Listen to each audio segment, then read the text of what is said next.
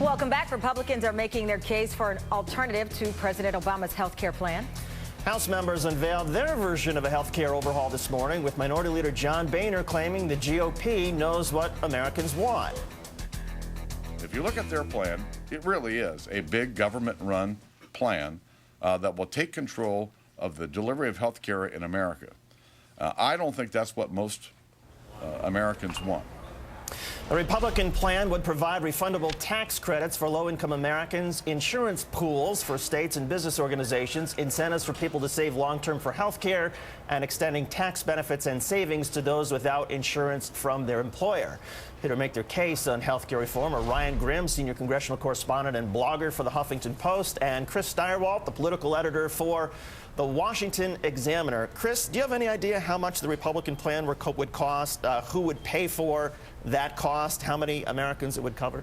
Well, presumably I haven't had a chance to go through it with a fine-tooth comb, but presumably this is a variation on what we heard in the presidential campaign from Senator McCain, talking about how you would tax some health care benefits in order to provide a tax rebate to low-income people to buy their own in the free market. Well, the reason I asked that question is because when the question came up this morning, how much would the transitions cost, who would be covered, who would pay for those costs, nobody in that Republican conference had an answer. So they're even with the Senate Democrats. Right, but the Republicans have had a field day over the last couple of weeks saying, hey, how come the Obama plan, the Democrats aren't telling us about costs and who's going to be covered and what? Well, it's the inherent danger in sort of taking the White House bait and coming up with their own counter proposals instead of just attacking what's out there on the table from the party in power. Ryan, politically, it does make sense, though, for the Republicans at least to try to convince Americans, hey, we've got our own plan.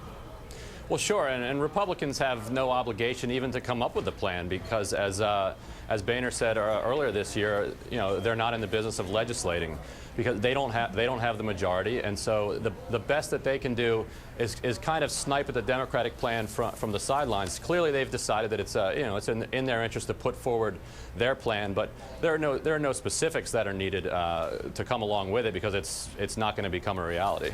Well, Chris, there's a new Gallup poll out asking people who do they trust to fix the health care. I want to ask you about it. The poll says 73% doctors, President Obama 58%, Democrats 42%, Republicans just 34%. And going back to how much their plan would cost, when you only have, in this poll, 34% of the people who trust you, shouldn't you come out with as much information as possible, especially when you're saying the other guy or the other team here is running away with costs?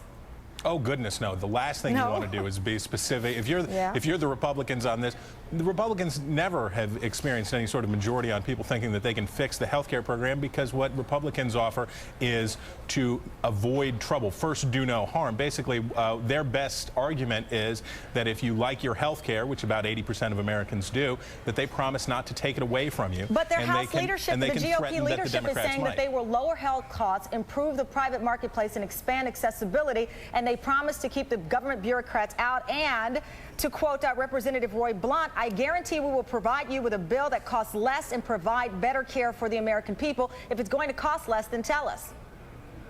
Well, I mean, it costs less in the sense that it's not going to cost $1.6 trillion, which is the opening argument for the Kennedy health bill in the Senate. So, yeah, I mean, the Republican plan is a mashup of free market concepts, tax rebates, and things like that. So that's the basic Republican argument. And the president has gotten into a discussion here where what he's saying is that he can save you money with his tax plan, and the Republicans say, watch, we can do even better by saving money by not spending any. Speaking of the president, Ryan Grimm, here's what President Obama said on Monday about the fear-mongering in this debate. Watch.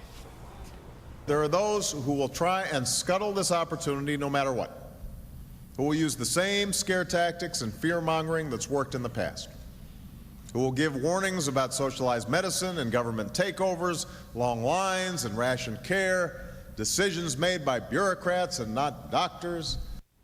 Ryan, the president may be right about that, but one thing that's kind of surprising, I have yet to hear any Democrats talk about the private health insurance administrators who stand between you and your doctor today. Never mind a government bureaucrat. I know it's strange to hear talk about long lines and bureaucrats and getting between a doctor and a patient when everybody who experiences our healthcare system knows that that's exactly what we have now.